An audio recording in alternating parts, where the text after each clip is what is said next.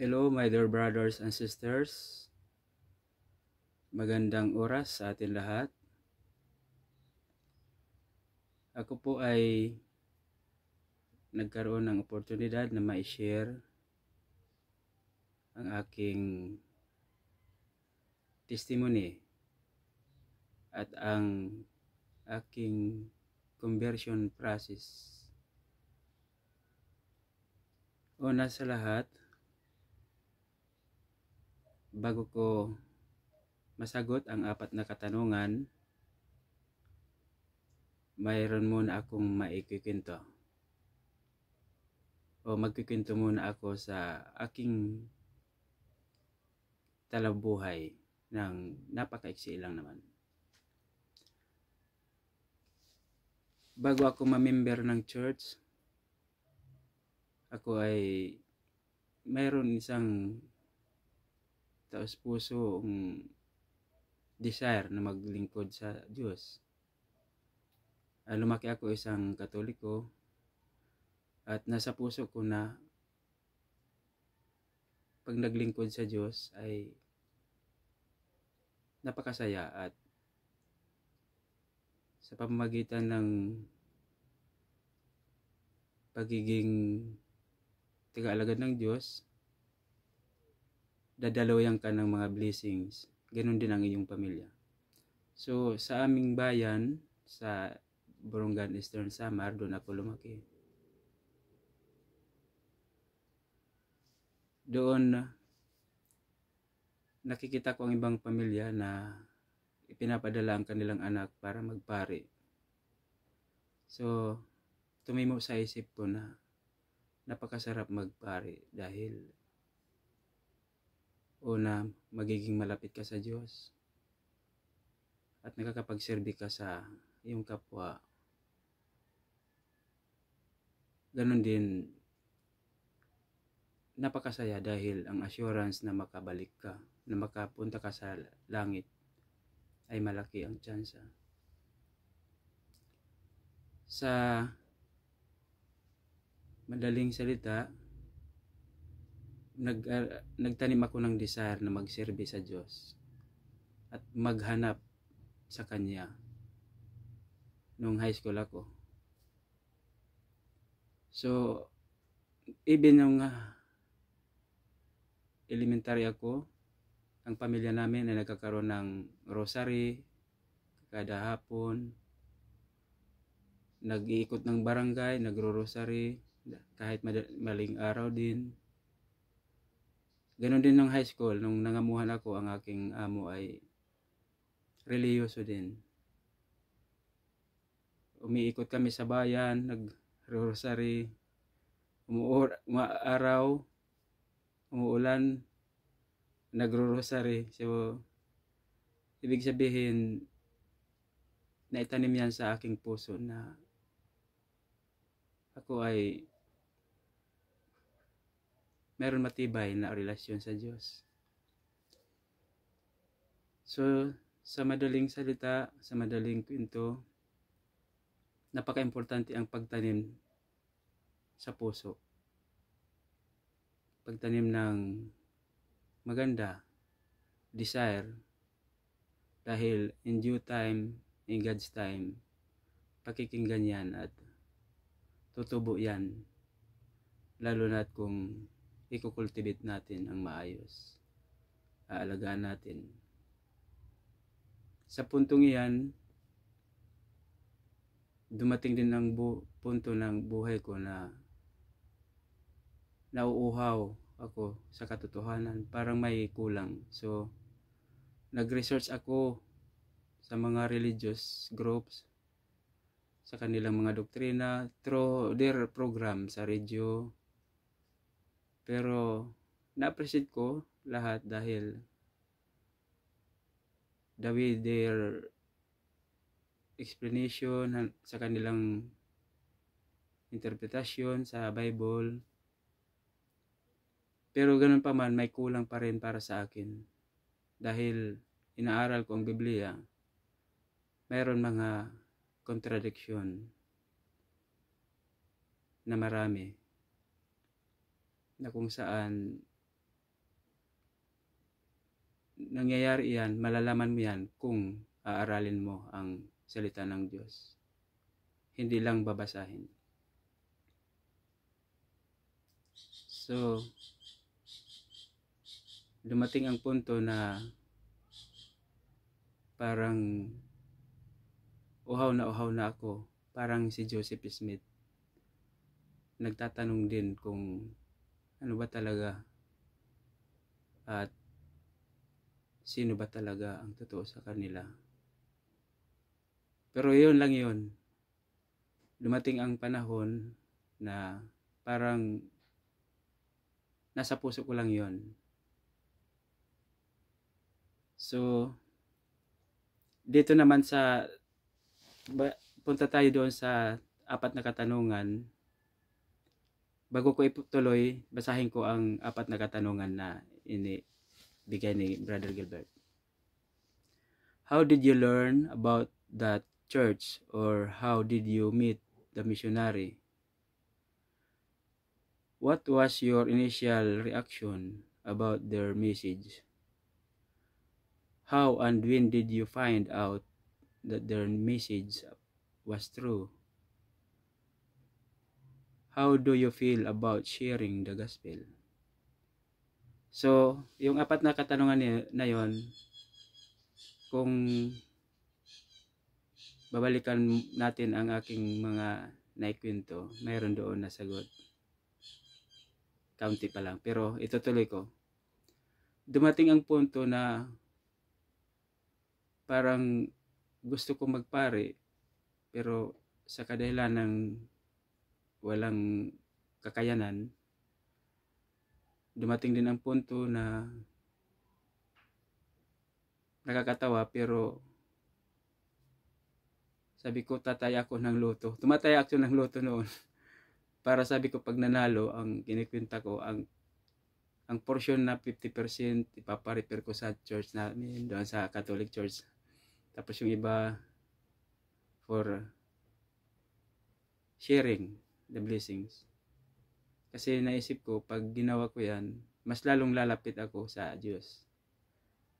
Yun, parang ganun ba? Na ang desire mo para kay Heavenly Father, pero hindi natin alam kung yun ay acceptable or hindi.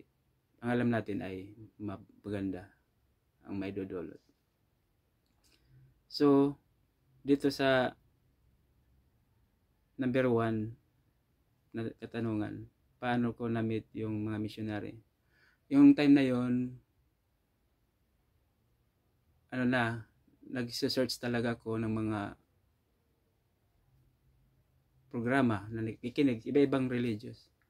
So, one time, naglilinis ako sa front namin ng bahay, nagwawalis. Magandang panahon, maliwalas, walang ulap. So, nagwawalis. Bukas ang pinto namin, malapit lang, about 5 meters lang sa highway. May 2 missionary biglang tumakbo sa pintuan ko kasi biglang bumuhos ang ulan. Ako din, takbuhan kami, sumilong.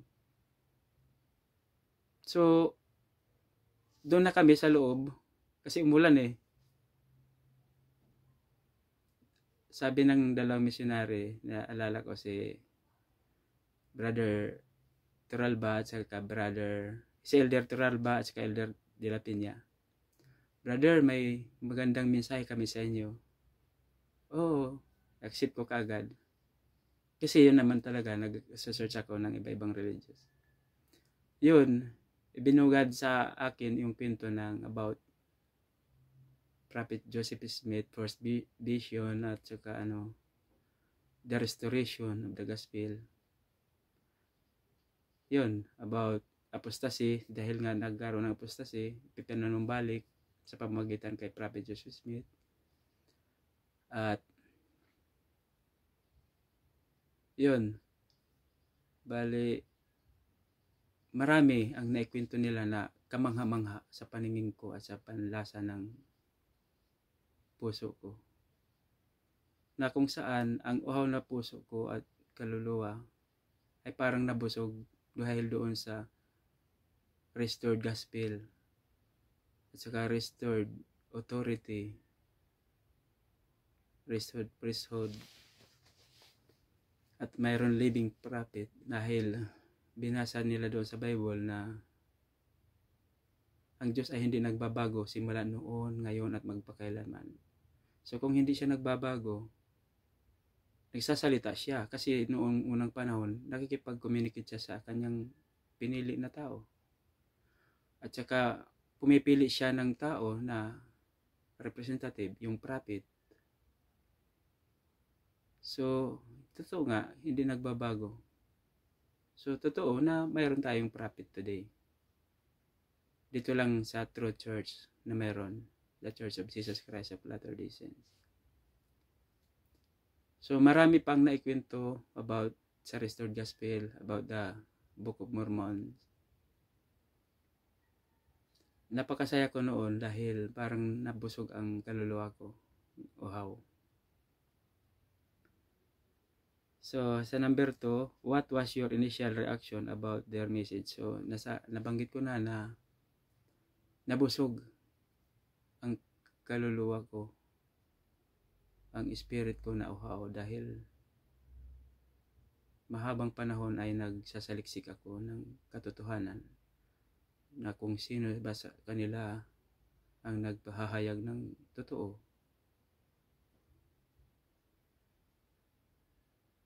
Number 3 na tanong, how and when did you find out the message was true? Yun, dahil nga sa desire ko na yun, alam ko na si Heavenly Father, tinutulungan niya ako makultivate na yun, man-nurture, mapalago. So, yung time na ifinid sa akin ng missionary ang Restored Gospel, yung time na dayon din sa pamamagitan ng Holy Ghost ay talagang nasatisfy ako. Nasabi ko na ito nga ang hinahanap ko.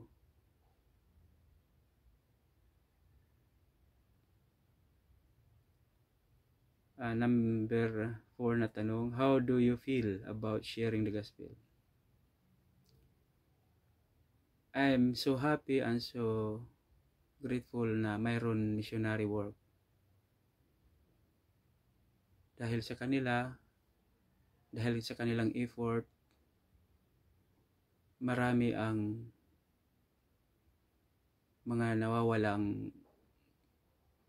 kaluluwa, mga nauuhaw na kaluluwa ang nakakahanap, natutuntun ang righteousness and truthfulness of God.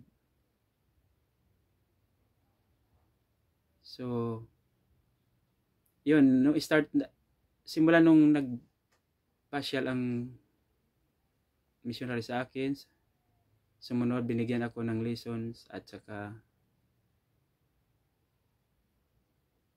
in-invite ako sa church mag-observe.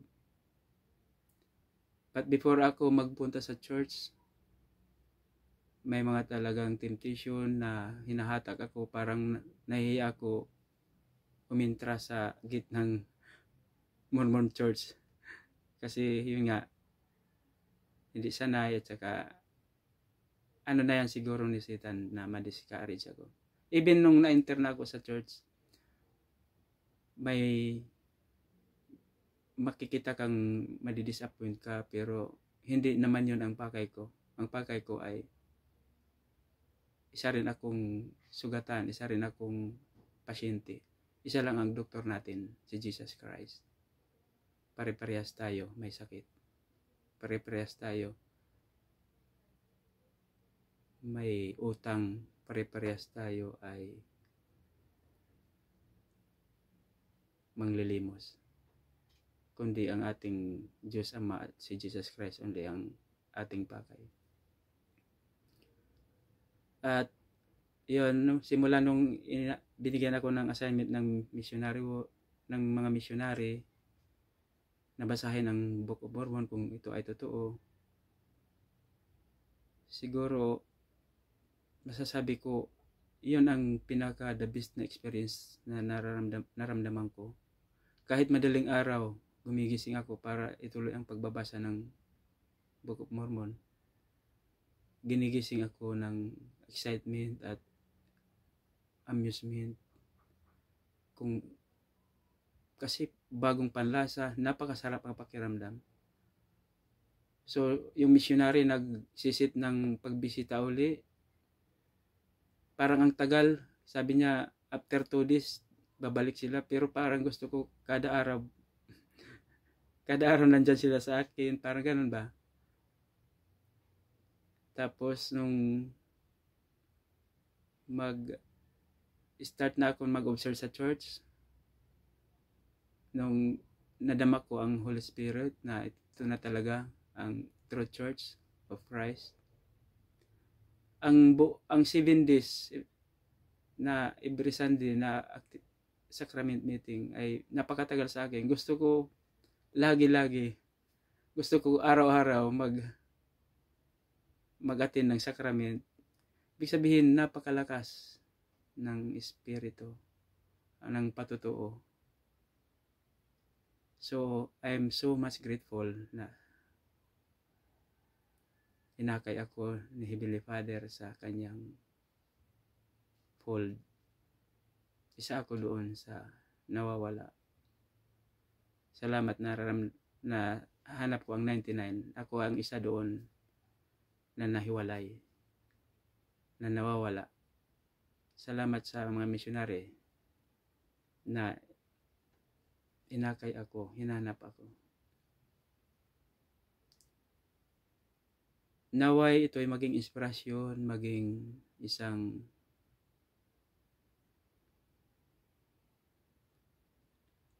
matibay na patutuo sa atin at sa kapwa ko, na dalangin ko rin na maramdaman nila, mahanap nila ang divine at sacredness ni Heavenly Father through restored gospel. Alam ko na ang Book of Mormon ay totoo at iyan ay sinulat para sa kapakanan sa ating huling araw. Alam ko na si Prophet Joseph Smith ay ginamit ng Diyos para i-restore ang gospel na nawala. Alam ko ang Diyos ay buhay, hindi siya nagbabago simula noon, ngayon at magpakailanman. Kaya noon mayroon siyang tinawag na propeta noong unang panahon, ganun din ngayon sa mga huling araw. At itong aking testimonya at patutuo at kwento ay galing sa kaibuturan ng puso ko. Itong lahat ay iniiwan ko sa aking manunubos at personal na tagapagligtas, ang the Holy One of Israel. In sacred name of Jesus Christ. Amen.